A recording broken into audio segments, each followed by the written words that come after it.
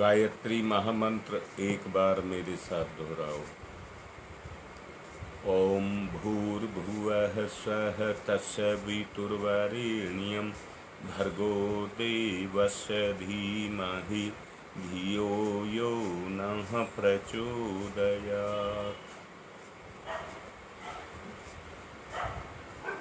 जैसा पिछले दिनों से आपको समझाया जा रहा है, ये साधना करने का उद्देश्य है हम अपने जीवन को पूर्णतया माँ गायत्री के अनुसार उसका संचालन करें। मैं बड़े ही निवेदन पूर्वक आपसे कहूँगा कि शास्त्रों में गायत्री की 3 विशेषताएं बताई गई हैं। पहली विशेषता है गायत्री कामधेनु है। दूसरी है गायत्री कल्प वृक्ष है। और तीसरी बताई गई है गायत्री पारस है। मैंने अभी कहा, पहला नाम लिया कामधेनु। धेनु कहते हैं गाय को। ऐसी मां जिसके दूध को पीकर के हमारी सभी ही इच्छाएं पूर्ण हो जाएं, उसको कामधेनु कहते हैं। दूसरा कल्प वृक्ष। वृक्ष तो आप समझते ही हैं।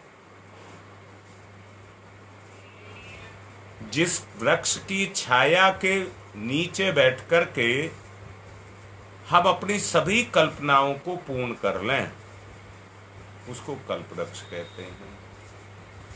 और पारस उसको कहते हैं जिसको छू करके काला कलूटा कुरूप जीवन सोने के समान हो जाए, उसको पारस कहते हैं। आज मैं ऐसे कुछ उदाहरण आपको देकर के मां गायत्री के बारे में बताना चाहूंगा, क्योंकि गायत्री जप कर लेना पूर्ण नहीं है, परंतु उस सिद्धांत को आत्मसात करना उदाहरणों के माध्यम से मैं आपको स्पष्ट करने की कोशिश करूंगा। अगर हम उनको कर सके तो निश्चित रूप से हमारा जीवन सफल होगा। गायत्री महामंत्र की उपासना से और उसकी आध्यात्मिक शक्ति से मनुष्य के जीवन पर बहुत महत्वपूर्ण प्रभाव पड़ता है। प्रभाव शब्द मैंने बोला है, आप लोग भी देखते होंगे कि जिस भी कर्म को हम करते हैं उस कर्म का एक क्रिया पक्ष होता है, परंतु दूसरा प्रभाव पक्ष होता है। दोनों की जरूरत है, दोनों की जरूरत है। अनुष्ठान तो आप कर रहे हैं, पर अनुष्ठान के साथ वो कल्पना वाला पक्ष, वो अमृत वाला पक्ष और वो पारस वाला पक्ष भी उभर करके आना चाहिए। परम पूज्य गुरुदेव ने इस बात को सिद्ध किया है। आपत्ति, विपत्ति, कष्ट, पाप, दुख, रोग, शोक जो कुछ भी हैं, उन सब को मिटाने की शक्ति मां गायत्री में है।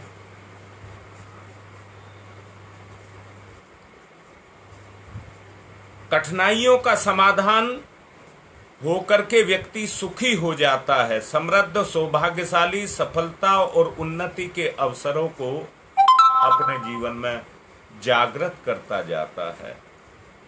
उपासकों के अनुभव भी आज तक यही बताते रहे हैं, जो शास्त्रों में वचन में बताया गया है उसकी पुष्टि अनुभवी जो उपासक हुए हैं उन्होंने की है। अग्नि पुराण में आया है कि गायत्री जप से सभी सांसारिक कामनाएं पूर्ण हो जाती हैं। शास्त्रों में गायत्री को कामधेनु इसलिए कहा है, क्यों कहा है? कुंती ने इसी कामधेनु के अनुग्रह से देव संतानें प्राप्त की थी। राजा पांडु और उनकी पत्नी कुंती का संवाद मैं आप लोगों से कहना चाहूंगा, जो देवी भागवत के अंदर आया है। महाराज पांडु ने अपनी पत्नी कुंती से कहा, तुम किसी तपोनिष्ठ मुनि की शरण में चली जाओ और वहां पर जाकर के घोर तप करो, और घोर तप करने के बाद हम अपने परिवार को बसाएंगे। ये सुनकर कुंती ने कहा, दुर्वासा ऋषि का दिया हुआ सर्व कामना पूर्ण करने वाला कामधेनु मंत्र मुझको आता है। ये कुंती ने कहा। उन्होंने उसकी साधना की और साधना करने से जो संतानें उन्होंने 5 पांडव के रूप में पैदा की, उसके बारे में बताने की आवश्यकता नहीं है। सावित्री और सत्यवान का कथानक भी आता है। सावित्री को गायत्री का प्रतीक, उत्कृष्ट जीवन जीने वाले साधक सत्यवान के रूप में निरूपित किया गया है। गायत्री हर किसी का वरण नहीं करती, हर किसी को मृत्यु के मुख से नहीं छुड़ाती, पर साधक को सत्यनिष्ठ होना चाहिए, ये पहली शर्त है। मैं तो कई बार उस लीलाधर का इस खेल को समझता हूं। सावित्री और सत्यवान की जोड़ी बनाई। सत्य जानिए, जहां सावित्री होगी वहां सत्य होगा, और सत्य की रक्षा सावित्री करती है। तभी सत्यवान को वो यमराज से छुड़ा करके ले आई, क्योंकि वो स्वयं एक सावित्री शक्ति थी। सत्यवान का होना सच बोलने तक सीमित नहीं है, परंतु उसका संयमी, तपस्वी, परमार्थ प्रायोजन में लगा हुआ रहना आवश्यक है। सावित्री सत्यवान का विवाह किस कारण हुआ, इस बारे में मैं आपसे बताना चाहूंगा। व्यक्ति रूप, वस्त्र, धनवान, विद्यावान होने की अपेक्षा अगर तपस्वी पक्ष को वर्ण करे और वो तपस्वी बन करके अपने जीवन को जिए, तो निश्चित रूप से साधक में सत्यवान के गुण अपने आप जागृत होने लग जाते हैं। तपस्वी पिता की तपस्वी पुत्र के रूप में सत्यवान की चर्चा होती है। उसमें सावित्री कहती है कि उनके एक पुत्र है सत्यवान, जो पैदा तो नगर में हुए थे, परंतु उनका लालन पालन संवर्धन तपोवन में हुआ था। उन्हीं पर सावित्री कहती है कि मैंने उन्हें मन ही मन वरण किया था, मन ही मन वरण किया था। कथानक कुछ इस प्रकार से है। प्राचीन काल में मद्र देश एक हुआ करता था और उसका राजा था अश्वपति।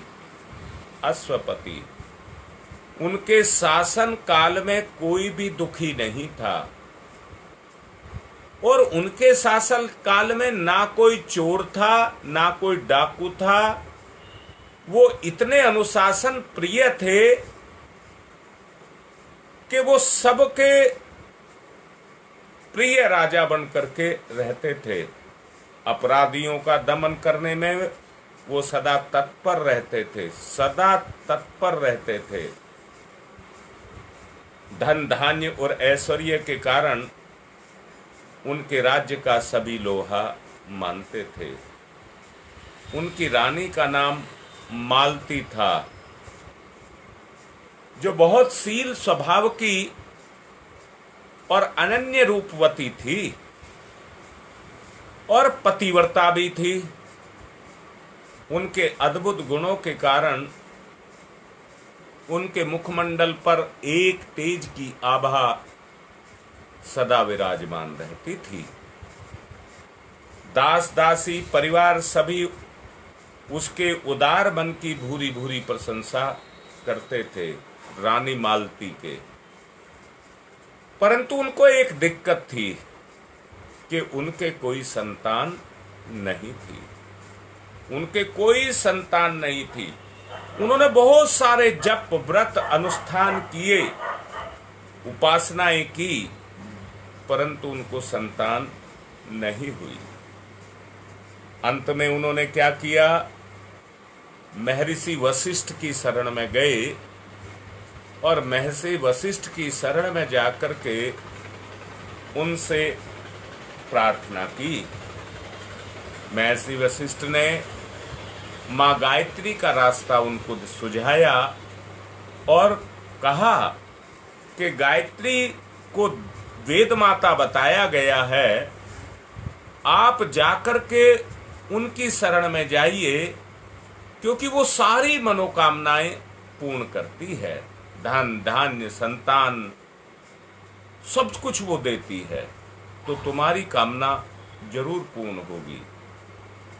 महर्षि वशिष्ठ की आज्ञा से रानी मालती ने माता भगवती की उपासना की, परंतु उससे कोई फल नहीं निकला। बहुत ध्यान से सुनना बात को।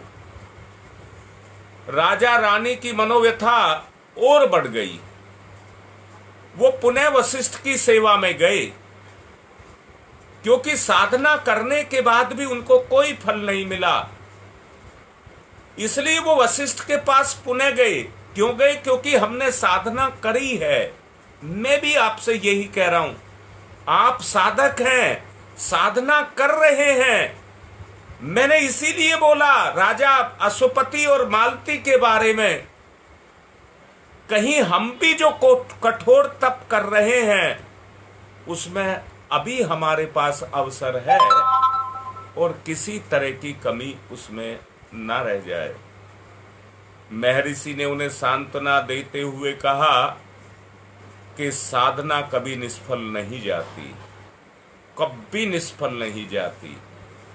जो आपने किया है, जो आप कर रहे हैं, वो कभी निष्फल नहीं होगा, परंतु कितना फलित होगा? जितना आप कर रहे हैं। नहीं जी, हम तो सभी 16 माला जप कर रहे हैं। तो आप अपने आप से ही बताइए, जितने भी आप अनुष्ठान कर रहे हैं, तो फिर तो एक समान सबको फल मिलना चाहिए, एक समान फल मिलना चाहिए। एक क्लास में बहुत सारे बच्चे पढ़ते हैं, परंतु उनकी अपनी अपनी योग्यता के अनुसार उनको नंबर मिलते हैं, उनको स्तर मिलता है, स्तर मिलता है। अब मैं फिर से कह रहा हूं, एक कक्षा में 40 बच्चे पढ़ते हैं और मैं कह रहा हूं उसमें से 35 पास हो गए, तो क्या 35 के 35 को उस नौकरी मिल जाएगी? उनको पुनः परीक्षा में बैठना पड़ेगा और उस सीमा तक उनको जाना पड़ेगा कि उसमें वो अपने नंबर को ले सकें।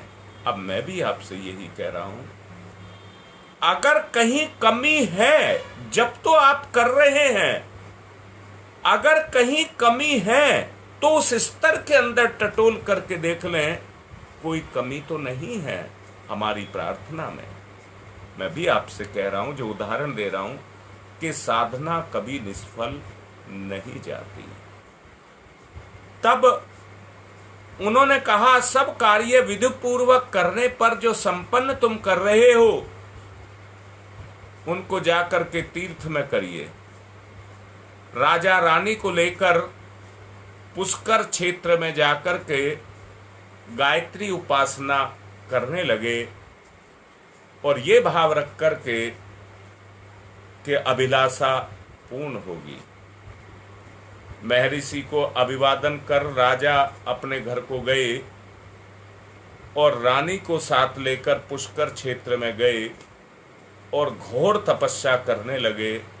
उनका व्रत अनुष्ठान देखकर ये देववाणी हुई कि राजन, तुम्हारा कर्म प्रशंसनीय है, तुम भगवती गायत्री का विधि पूर्वक जप करो। क्या आकाशवाणी हुई कि भगवती गायत्री का विधि पूर्वक। अब यहां मैं एक शब्द पर जोर दे रहा हूं, विधि पूर्वक, यानी कि इतने स्तर पर वो पहुंच गए कि उनका कार्य प्रशंसनीय माना गया।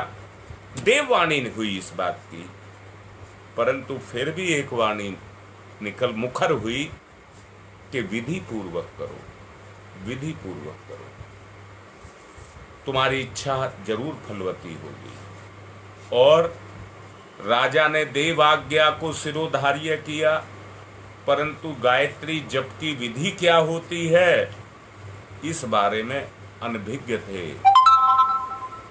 समाधान ढूंढने के लिए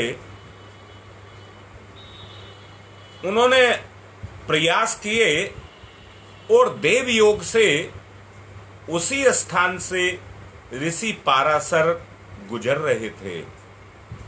राजा अश्वपति अपनी रानी को लेकर के उनकी शरण में पहुंचे और सारा वृतांत उनसे कह सुनाया, सारा वृतांत उनसे कह सुनाया। जप की विधि पूछी। महर्षि ने राजा की जिज्ञासा देखकर गायत्री के जप अनुष्ठान की विधि का विस्तृत वर्णन उनसे किया। राजा विधि सहित कर्म उसी प्रकार निष्फल हो जाते हैं जो विधि रहित किए जाते हैं। जिस प्रकार विधि रहित अन्न कच्चा रह जाता है या जल जाता है, कच्चा रह जाता है या जल जाता है। बिना विधि के अनुष्ठान भी इष्टदेव को प्रभावित नहीं कर सकता। उसके लिए अनुष्ठान हमें उस स्तर पर करना पड़ेगा जिसमें हमारा इष्ट प्रभावित हो जाए। उसके रोष का कारण हमारी विधि में जो कमी रह जाती है वो बन जाता है। अतः पाराशर ऋषि कहते हैं कि आप जप करिए, परंतु उसको पूर्ण विधि के साथ करिए। राजा अश्वपति पत्नी के साथ में अपनी नित्य दैनिक क्रिया संध्या करने लगे। अश्वपति ने महर्षि के चरणों में अपना सिर रख दिया और वहां से अपने राज्य मद्र देश को लौट आए। वहां राजा ने पाराशर ऋषि द्वारा बताई हुई विधि से मां भगवती की उपासना की, जिससे प्रसन्न होकर के भगवती ने दर्शन दिए और दर्शन देकर के कहा कि तुम्हारी मनोकामना पूर्ण होगी। मां भगवती उनसे कहती है, बेटा मैं दोनों की बात को जानती हूं। क्या जानती हूं? रानी लड़की चाहती है और तुम लड़का चाहते हो, परंतु मैं दोनों की कामना को पूर्ण करूंगी।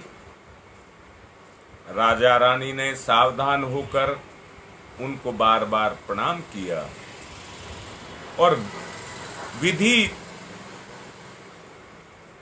पूर्वक जो पाराशर ऋषि द्वारा बताई गई थी, विविध तरह से वो माँ भगवती की उपासना स्तुति करने लगे। उस समय भगवती प्रसन्न मुद्रा में उनसे कहा और उनको अपना आशीर्वाद दे करके अंतर्ध्यान हो गई। कुछ काल उपरांत राजा के यहाँ कन्या का जन्म हुआ। राजा ने उसका नाम सावित्री रखा। वो बहुत सुंदर थी, चंद्रमा की कलाओं के समान प्रतिदिन बढ़ने लगी। विवाह योग्य होने पर उस कन्या ने राजा द्युमत सेन के पुत्र सत्यवान का वरण किया। सावित्री ने किया था उसका वरण। जब वो जंगल में खेल रहा था तो सावित्री पति वरण के लिए जा रही थी और उसको देख करके मन ही मन उसने पति के रूप में उनको वरण किया। बाद में उनके विवाह के 1 वर्ष पश्चात द्युमत सेन ने अपने पुत्र को वन से फल और ईंधन लाने की आज्ञा दी। सत्यवान हर्षपूर्वक जंगल में गया। सावित्री उसकी छाया बनकर के, अपने पति की छाया बनकर के रहती थी।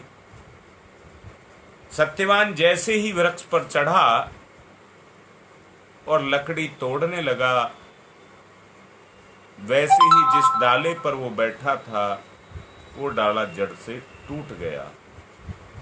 सत्यवान ऊपर से नीचे गिरा और गिरते ही उनके प्राण पखेरु हो गए, उनके प्राण निकल गए। यमराज आ गए और उनके प्राणों को लेकर के चल दिए। सावित्री क्योंकि छाया की तरह से उनके पीछे लगी थी, वो भी साथ साथ चल दी। मैं बड़े ही निवेदन के साथ आप लोगों से कहूंगा, पति पत्नी का रिश्ता ही इस तरह का है जो छाया के रूप में होता है। पति अगर शरीर है तो जिस तरह से शरीर की छाया शरीर के साथ लगी रहती है, ऐसे ही पत्नी का भी रिश्ता है, वो अपने पति के साथ लगी रहती है। जैसे ही सत्यवान को लेकर के यमराज जाने लगे और उसके साथ में सावित्री को उन्होंने आते देखा, तो वो कहने लगे, सावित्री तुम लौट जाओ, क्योंकि मेरे लोक में पंच भौतिक शरीर से कोई वहां जा नहीं सकता। ये देह सदा नश्वर है, आत्मा अमर है, इसलिए मेरे उस लोक में अमर आत्मा ही या आत्मा ही वहां तक जा सकती है। ऐसी बात यमराज सावित्री से कहने लगे। उन्होंने कहा, तुम पति का जो मोह है उसको छोड़ दीजिए और चली जाइए। सावित्री ने कहा, भगवान मैं अपने प्राणनाथ को छोड़कर कहीं नहीं जा सकती, मुझे भी उनके साथ ले चलिए। यमराज बोले, सावित्री तुम्हारा जन्म मां भगवती की कृपा से हुआ है। तुम्हारा पति भक्ति को देखकर मेरी कामना करता है। तुम अपने प्रिय पति की पत्नी हो, इससे भिन्न यदि कोई अभिष्ट आप कुछ लेना चाहते हैं तो मैं देने के लिए तैयार हूं। सावित्री ने तुरंत कहा कि मैं पुत्रवती हो जाऊं, मेरे पिता भी पुत्रवान प्राप्त करें, मेरे ससुर भी नेत्र प्राप्त करें, अपने राज्य को पुनः पावें। यमराज ने कहा, वत्स तुम्हारी सभी कामनाएं पूर्ण होंगी, तुम सौभाग्यवती होगी, अब विलंब हो रहा है, तुम मुझे जाने दो, तुम भी अपने घर को लौट जाओ। ये कहकर यमराज शीघ्रता से जाने लगे। सावित्री पुनः उनके पीछे पीछे चल दी। यमराज बोले, सावित्री, अब अपने घर जाकर भगवती गायत्री का व्रत करो। जो नारी इस व्रत को करती है उसका ये लोक और परलोक दोनों सुधर जाते हैं, सुखों से भर जाते हैं, तपस्या से भर जाते हैं, सद्गुणों से भर जाते हैं। सावित्री ने कहा, प्रभु, आपकी आज्ञा का मैं अक्सर अंशतः पालन करूंगी, मेरे पति को मुझे लौटा दीजिए। यमराज बोले, कैसे होगा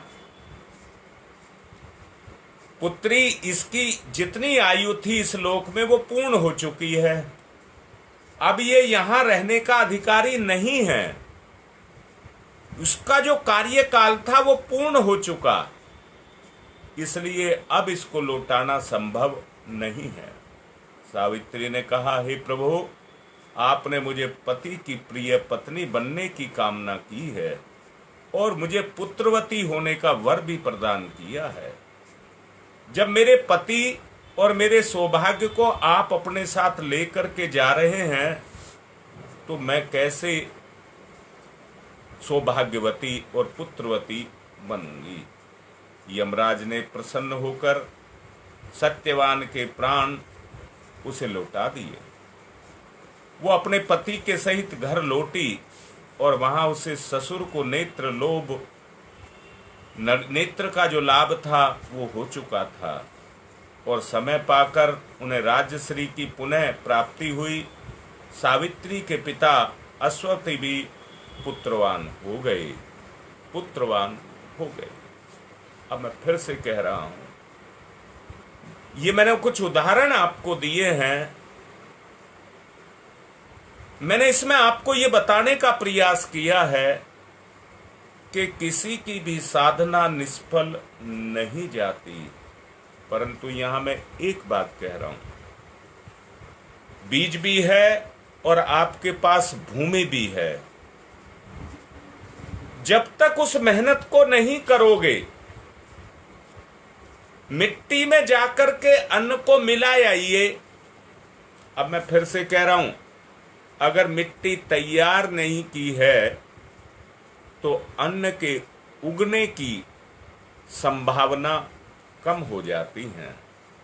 अगर तैयार मिट्टी के अंदर अन्न को डाला जाता है और उन सभी अनुशासनों का पालन किया जाता है जो उस बीज को उगने के लिए आवश्यक है, तो ही बीज उगता है। मैं दोबारा से बोल रहा हूं, बीज में उगने की क्षमता है और धरती में उगाने की क्षमता है, परंतु विधि पूर्वक जब तक उनको मिलाया नहीं जाएगा तब तक वो कार्य सफल नहीं होगा। आप भी अनुष्ठान कर रहे हैं, आपने भी फलने फूलने की, बीज की भांति फलने फूलने की क्षमता आपके अंदर भी है। परंतु यहां मैं फिर से कह रहा हूं, बीज तभी उगता है जब वो जाकर के मिट्टी में मिलता है। आपकी उपासना भी तभी फलीभूत होगी जब आप मां भगवती में जाकर के, जैसे बीज मिट्टी में अपने आप को मिटा देता है, हम भी अपने आप को मां भगवती में समर्पण कर दें, मिटा दें। यही मुक्ति का एक रास्ता है। जीवन में फलीभूत अगर आपको होना है तो गायत्री उपासना से मुक्ति मिलती है। परंतु यहां एक बात सोचने की है कि मुक्ति किससे मिलती है? माया से। बंधन किसका है? माया का बंधन है। तो मुक्ति किससे मिलती है? माया से हमें मुक्ति मिलती है। अगर उस मुक्ति को पाना चाहते हैं तो माया के बंधन से हमको छूटना होगा, अर्थात हमारा दृष्टिकोण परिष्कृत उस तत्व का यथार्थ दर्शन वस्तु स्थिति के रूप में अपनी विचार पद्धति में और कार्य प्रणाली में बिल्कुल सही कर ले, सटीक कर ले। मैं ये कहूं, गायत्री जप के माध्यम से आपकी चेतना का समावेश उस परम चेतना के अंदर होता चला जाए। वो तभी होगा जब माया से आप मुक्त हो जाएंगे। जरा प्रार्थना को समझ करके देखिए, उन बंधनों को देखिए जो आपके ऊपर लगे हैं। बड़े ही अपनेपन के साथ आपसे कह रहा हूँ और बड़े सम्मान के साथ आपसे कह रहा हूँ, मेरे विचार पर, मेरी बात पर, मेरे शब्दों पर ध्यान देना। जब आप गायत्री जप कर रहे हो तो आपका जुड़ाव हो जाए। और कैसा जुड़ाव हो जाए? माँ मेरे में ये कमी है, माँ मुझे तू अपना ले, मेरे पापों को मिटा दे। मेरे पाप मिटेंगे जैसे तेरा प्रकाश दीपक बनकर के, लो बनकर के कहीं पर प्रकट हो जाता है तो वो अंधकार को मिटा देता है। हे माँ, मेरे जन्म जन्मांतरों की इन जकड़न को जो आपको प्रत्यक्ष रूप से दिखाई देंगी, उनके लिए आप हृदय से प्रार्थना करिए। एक प्रवचन मैं आपको ऑडियो में डालने वाला हूं और उसमें मैं आपको एक बात समझाना चाहूंगा। जिस तरह से पेट का केंद्र नाभि होती है और भौतिक शरीर का केंद्र भी नाभि को ही कहते हैं, ये सारा शरीर उस केंद्र पर ही टिका रहता है। नाभि जिसको मैं कह रहा हूं, ये नाभि को मत समझ लेना। इसके अंदर जो चेतना काम करती है, जो पाचन तंत्र काम करता है, जो सिस्टम काम कर रहा है, उस पर ये टिका हुआ है। अगर वो दुरुस्त बना रहता है, मैं यहां फिर से कह रहा हूं, अगर उसको बिगाड़ती है तो हमारी इच्छा ही तो बिगाड़ती है। और इच्छा का मतलब हमारा चटोरापन। हम अक्ष भक्ष अभक्ष उससे खाते हैं तो उसका पूरा प्रभाव, कुप्रभाव कहूंगा, जा करके हमारे पाचन तंत्र पर पड़ता है। अब मैं फिर से समझा रहा हूं और बहुत अच्छे से समझ लेना। जैसे पेट में नाभि होती है, आप सिर पर जहां आपकी चुटिया होती है, चुटिया, उसके नीचे भी देखना एक नाभि वहां भी है। उसमें भी गोल चक्र बना हुआ है, वहां भी गोल चक्र बना हुआ है। जैसे पेट की नाभि पाचन तंत्र के माध्यम से उसको दिए हुए भोजन को वो पचा लेती है, ऐसे ही हमारे मस्तिष्क की जो नाभि है वो हमारी चोटी का वो मूल केंद्र है, जिसके अंदर से भाव संवेदनाएं या हमारी चेतना जिसके अंदर निहित रहती है। दोबारा से बोलूंगा, पेट में पाचन तंत्र होता है तो हृदय के अंदर भी एक पाचन तंत्र होता है। जब हृदय काम करने लग जाता है, हृदय जागृत हो जाता है, तो वो शक्तियां जो गुप्त रूप से हमारे अंदर छुपी हुई हैं, माया में लिपटी हुई हैं, उन बंधनों में बंधी हुई हैं, जो तरह तरह के विकारों में लिपट करके अपने आप को निष्क्रिय किया हुआ है। जान लेना, जब आपका मस्तिष्क काम करने लग जाएगा, काम तो अब भी करता है, और देख लेना जब आप जप करते हैं तो कैसे कैसे विचार आते हैं, परंतु वहां पर जब वास्तव में सत्य प्रकट होने लग जाएगा तो आपको सत्यवान बना देगा। यमराज जिस तरह से सत्यवान के प्राणों को लेकर के चल दिया था, आपकी शक्ति सावित्री, आपकी शक्ति सावित्री यमराज से भी, यानी कि पाप से भी, उन बुराइयों से भी आपकी चेतना को छुटा लेगी, छुटा लेगी। और दुनिया में उस भगवती मां की कृपा से अपने जीवन को जीते हुए आपके अंदर उन सद्गुणों को भरती हुई चली जाएगी। परंतु किसको देगी? सत्यवान को देगी, सत्यवान को देगी, झूठवान को नहीं देगी, सत्यवान को देगी। इसलिए सत्यवान बनिए, सत्यवान बनिए। मैं आपसे कह रहा हूं, श्री कृष्ण भगवान ने अपना हथियार चलाया और उस हथियार का नाम है सुदर्शन चक्र। हां, सीरियलों में दिखाते हैं सुदर्शन चक्र, उनके हाथ पर एक तेज धारदार एक ब्लेड घुमाता हुआ दिखाते हैं। जैसे ब्लेड से लोहे को काट देते हैं, पत्थर को भी काट देते हैं, ऐसा ही एक चक्र श्री कृष्ण भगवान की उंगली पर दिखाते हैं।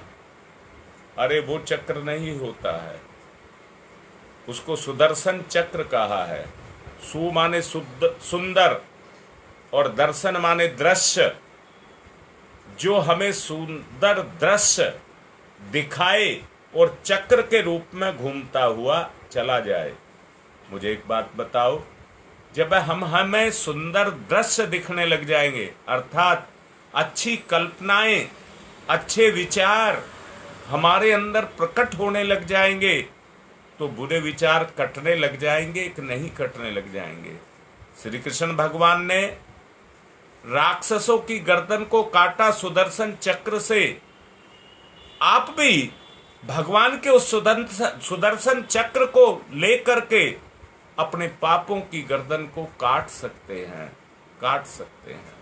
मैं फिर से कह रहा हूं, केवल आप 16 माला का जप कर लेते हैं, परंतु इसका जो उद्देश्य रखा गया है अनुष्ठान का, वो जन्म जन्मांतरों के पापों को काटना है, जन्म जन्मांतरों के पापों को काटना है और काट करके अपने अंदर सत्य का अवतरण करना है। अगर उसको आपको करना है तो मैं फिर से कहता हूं, ऋषि पाराशर ने जिस तरह से गायत्री मां की उस विद्या को बताया था, परम पूज्य गुरुदेव ने भी उस विद्या को हमें बताया है। आप सच देखना, आपकी अंदर की लालसा, जिज्ञासा सत्य के प्रति जगती चली जाए। ढूंढे, जिस तरह से अंधेरे में हम ढूंढते हैं किसी चीज को, वैसे ही अपने अज्ञानता के अंधकार में सत्य के दीपक को जला करके अगर हमने ढूंढना शुरू कर दिया, भाई सब, अगर कोई चीज है तो वो मिलेगी, अगर किसी चीज का अस्तित्व है तो वो मिलेगा, परंतु उस स्तर पर हमको जाकर के जिस स्तर पर हमको मिलेगा, देखिए, अगर मंजिल किसी चीज की कोई है तो उस मंजिल तक हमको पहुंचना पड़ेगा, तो वो चीज मिलेगी, वो चीज मिलेगी। यहां पैरों से चलकर मंजिल पर नहीं जाया जाता है, अपने चरित्र से जाया जाता है, अपने चरित्र से।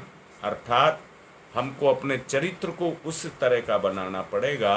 और सच को देखना, चरित्र का और चिंतन का भी आपस में संबंध है, चरित्र का और चिंतन का आपस में संबंध है, दोनों एक दूसरे से जुड़े हुए हैं। अगर चरित्र में निखार आएगा तो सत्य से आएगा, चरित्र में निखार आएगा तो सत्य से आएगा। इसलिए सत्यवान ने जिस तरह से अपने आप को सत्यवान बनाया, वैसे ही आप भी सत्य का सहारा लेकर के अपने आप को सत्यवान बनाइए। माँ भगवती सावित्री के रूप में आपके जीवन की छाया बन जाए। जिस तरह से माँ अपने बच्चे के चारों तरफ छाई रहती है, ऐसे ही माँ भगवती आपके जीवन में अवतरित हो और आपके चारों तरफ छाई रहे। ऐसी कामना मैं आपसे करता हूँ और ये इच्छा करता हूँ और ये आशा करता हूँ कि जैसा आपको समझाया जा रहा है, भाई भगवान के लिए आप मेरा कहना मानेंगे, अपने फायदे के लिए आप इस काम को करेंगे, ये आशा रखते हुए मैं आज के प्रवचन को पूर्ण कर रहा हूँ, क्योंकि समय हो गया है। इस निवेदन के साथ जब से ये लिंक बदला है तो मेंबर्स भी कम हो गए, मेंबर्स की भी कम हो गए। जहाँ ये 50,000 की सीमा तक जाया करता था, अब 1,000 पर जाकर के रुक जाता है। इसलिए निवेदन कर रहा हूँ, जिन ग्रुपों में आप जुड़े हैं, अपने ग्रुपों को फिर से क्रियाशील करिए। आप लोग तो क्रियाशील हैं क्योंकि आप लाइव पर हैं, इसलिए अपना लिंक सबको भेजिए और उनसे कहिए सब उसको चालू करें, क्योंकि पुराना लिंक चल नहीं पा रहा है। इसलिए जो नया बनाया है इसको चलाएं और सबको जोड़ें। आज की बात पूर्ण करता हूँ। ओम शांति ही शांति ही शांति।